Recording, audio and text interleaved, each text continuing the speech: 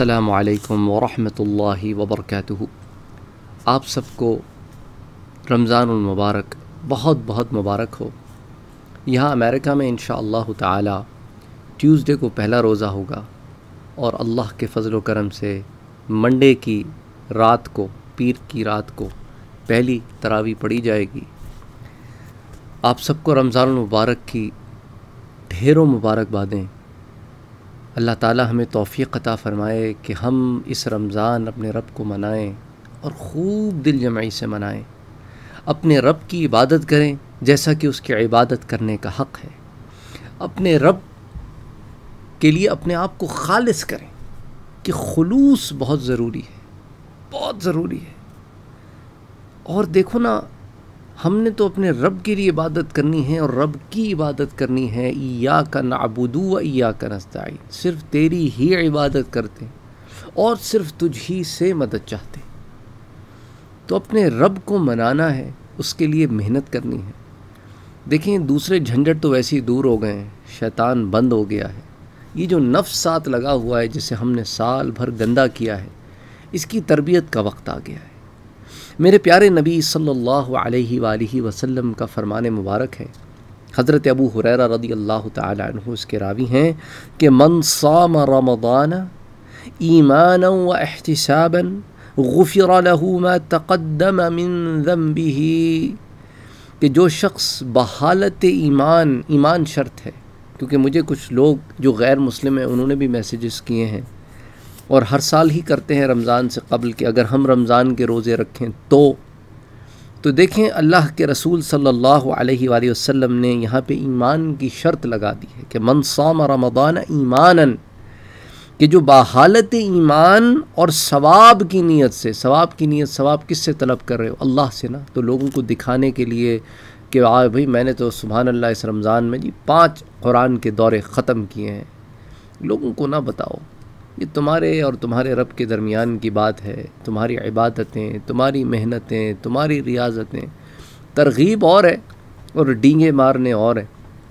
تو کوشش کرو کہ اگر تمہیں یہ لگتا ہے کہ تم کسی بات کا ذکر کرو گے تو لوگوں میں ایک شہرت کی پیدا ہو جائے گی، اندر بھی یہ احساس پیدا ہوگا کہ یار، تو بس جب اس طرح کا معاملہ اندر ایک ہیجان پیدا ہو جائے نا، تو وہ بات میں خاموشی اختیار کرو، بس کہو الحمدللہ، اللہ جتنی توفیق دے رہا ہے اللہ کے لیے عبادت کر رہے ہیں، آپ دعا کریں کہ اللہ برکت دے۔ بس اپنے اندر نا یہ ذرا ہمبلنس لے کے آؤ، اپنے اندر جو ہے اس کو کہتے ہیں نا، ذرا ٹھہراؤ لے کے آؤ، جھکو اپنے رب کے آگے، عجز و انکساری اختیار کرو۔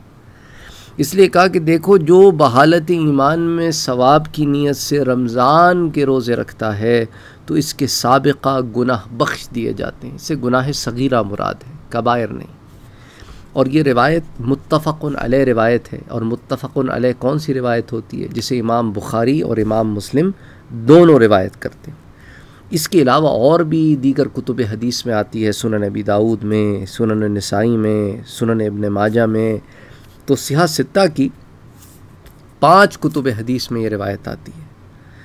اگلی روایت، اسے بھی حضرت ابو ہریرہ رضی اللہ تعالیٰ عنہ روایت کرتے ہیں، اور یہ بھی متفق علیہ روایت ہے، بخاری اور مسلم دونوں میں آتی ہے، اور پھر سنن النسائی میں بھی آتی ہے، اور اسے امام احمد بھی روایت کرتے ہیں کہ حضرت ابو ہریرہ رضی اللہ تعالیٰ عنہ سے روایت ہے کہ قال رسول اللہ صلی اللہ علیہ وسلم، میرے پیارے نبی صلی اللہ علیہ وآلہ وسلم نے ارشاد فرمایا، اذا دخل شہر رمضان، جب رمضان کا مہینہ شروع ہوتا ہے تو کیا ہوتا ہے کہ فتحت ابواب السماء، تو آسمان کے دروازے کھل جاتے ہیں۔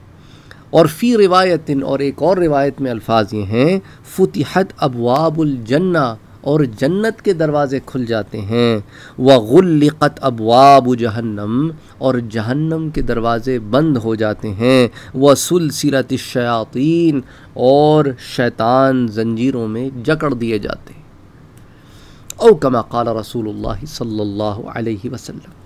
اب ایک روایت میں آسمان کے دروازوں کا ذکر ہے، ایک میں جنت کے دروازوں کا ذکر ہے، اختلاف کوئی نہیں ہے۔ جنت کے دروازوں کا کھلنا بھی رحمت ہے، آسمان کے دروازوں کا کھلنا بھی رحمت ہے، یعنی قبولیت کے دروازے کھل جاتے ہیں، آسمان کے دروازوں سے مراد۔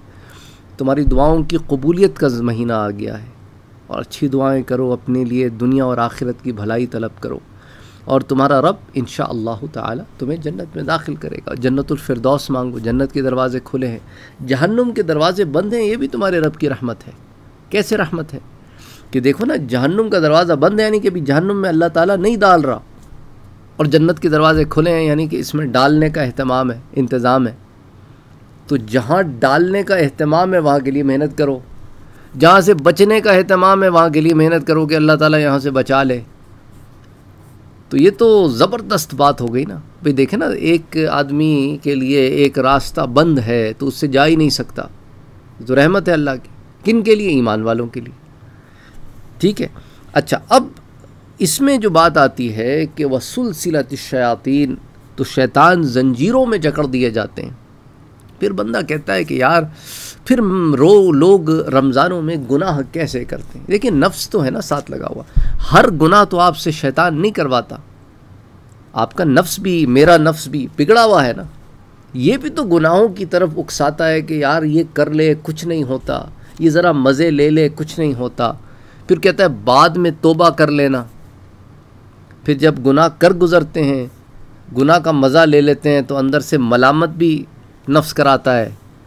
پھر ملامت پہ نادم ہوتے ہیں تو نفس کہتا ہے، تو کیسے توبہ استغفار کر سکتا ہے؟ بھئی تو تو بڑا گندا غلیظ آدمی ہے، تیرے لیے نہیں ہے توبہ۔ تو توبہ سے آپ کو دور کر دیتا ہے۔ یہ سارے نفس کے کھیل ہیں، اس میں شیطان کی مداخلت ہوتی ہے، لیکن اب شیطان کو اللہ تعالیٰ نے زنجیروں میں جکڑ دیا ہے، اس کی جو توانائی ہے اور اس کی جو طاقتیں ہیں وہ کمزور کر دی گئی ہیں۔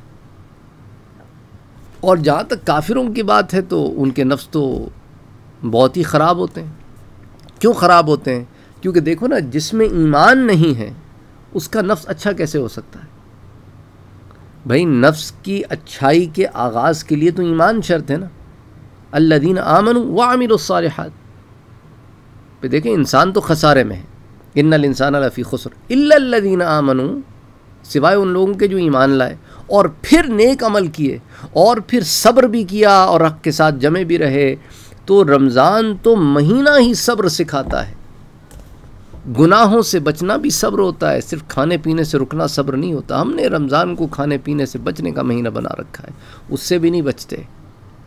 سبحان اللہ، سحری بھی بڑی زبردست ہوتی ہے پراٹھوں کے ساتھ، ماشاءاللہ ماشاءاللہ، اور جب افطاری ہوتی ہے تو تلے ہوئے پکوڑوں کے ساتھ، اس کے بعد ڈٹ کے رات کا کھانا بھی ہوتا ہے۔ تو یہ تمام چیزیں جو ہیں ان سے گزر کے پھر ہم اگلی منزل کی طرف جاتے ہیں۔ تو اس کے اندر بھی ذرا احتیاط برتیں کہ اپنے کھانے پینے میں، اس میں تمام چیزوں میں ایک ٹھہراؤ رکھیں، ایک مناسبت رکھیں۔ اس پر میں آپ سے پہلے بات کر چکا ہوں، وہ درس آپ دیکھ سکتے ہیں کہ کیسے کھانے پینے کا معاملہ رکھنا ہے۔ تو ہر چیز میں ذرا ہولا ہاتھ رکھیں۔ اونٹ تو ہے نہیں نا کہ کھا لیا اور بھر گیا پھر کوہان سے چرتے رہیں گے، ایسا تو نہیں ہے۔ اب وہ جو کھایا وہ ہضم ہو گیا، پھر تو بھوک لگنی ہے۔ تو بہرحال سبحان اللہ و بحمدہ سبحان اللہ العظیم۔ تو بہرحال یہ دو روایتیں آج آپ کے ساتھ شیئر کرنا چاہتا تھا، متفق علیہ روایتیں ہیں۔ مجھے بتائیے گا کہ آپ نے بھی تو کوئی نہ کوئی ذہن بنایا ہوگا نا کہ اس رمضان میں آپ نے کیا اہتمام کرنا ہے، کیا ایسا عمل آپ کے ذہن میں ہے کہ یار اس رمضان نا یہ کام میں نے کرنا ہے، وہ ذرا ضرور بتائیے گا۔ ہو سکتا ہے اس سے ہم سب کا فائدہ ہو جائے، انسپریشن ہو جائے۔ دیکھیں نا، مثال کے طور پہ میں کہتا ہوں کہ بھائی دیکھو رمضان میں قرآن شریف پڑھ رہے ہو، ترجمے کے ساتھ پڑھو، روز کا ایک لفظ یاد کرو۔ اگر وہ جب لفظ آئے گا تمہیں پتہ چل جائے گا، مہینے کے آخر میں 30 لفظ ہو جائیں گے۔ اب وہ 30 لفظ جب ہو جائیں گے نا تمہارے پاس، ویسے بھی بہت سارے لفظ تو آپ کو آلریڈی آتے بھی ہوں گے شاید، تو کرا کے نا پھر آپ کو جملے سمجھنے آنے شروع ہو جائیں گے۔ تو اس پہ بھی محنت کریں، روز کا اگر ایک لفظ ہی یاد کر لیں کہ بھئی اس لفظ کا یہ معنی ہے، اب جہاں جہاں یہ لفظ آئے گا اس کا یہ معنی ہوگا الناس، لوگ، تو جہاں جہاں الناس آئے گا وہاں لوگ ہو گئے۔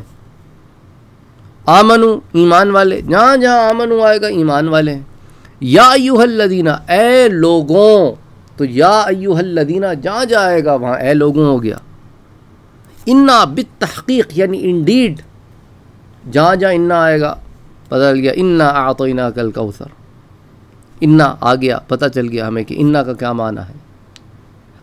اسی طرح آپ محنت کریں، مشق کریں تو معاملے آسان ہوتے چلے جائیں گے۔ بہرحال اپنا اور اپنوں کا بہت خیال رکھیے گا، پھر بات ہوتی ہے اگلے درس میں، دعاؤں میں یاد رکھیے گا۔ اللہ تعالیٰ اس مبارک مہینے میں ہم سب کو زیادہ سے زیادہ عبادت کرنے کی توفیق عطا فرمائے خلوص نیت کے ساتھ، اور اسے اللہ تعالیٰ قبول بھی فرمائے۔ السلام علیکم ورحمۃ اللہ وبرکاتہ۔